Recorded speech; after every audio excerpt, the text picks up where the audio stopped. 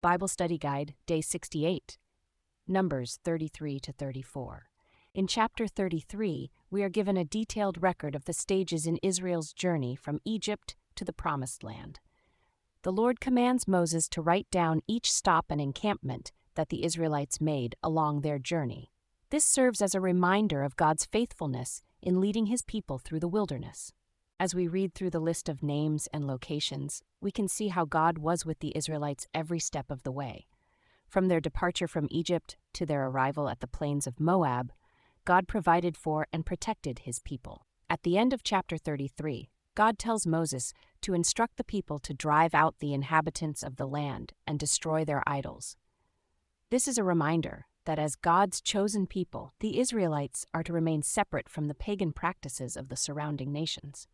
This chapter serves as a historical record for future generations, showing them that God had been faithful in fulfilling His promise to bring them to the land He had promised to their ancestors. This list also serves as a reminder for us today that our journey in life is not without purpose.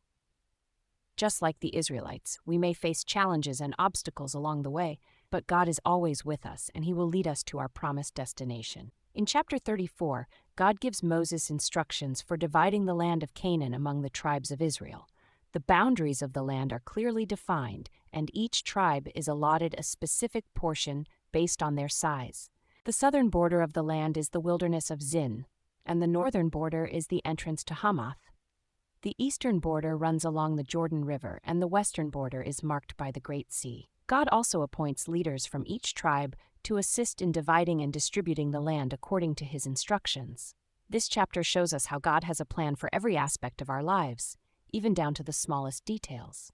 As we read through these boundaries, we see that God's promise to Abraham of a land for his descendants is being fulfilled. It serves as a reminder for us that God's promises are always kept, even if it may take time for them to come to fruition. We can trust in His faithfulness and sovereignty in every aspect of our lives. Thanks for watching.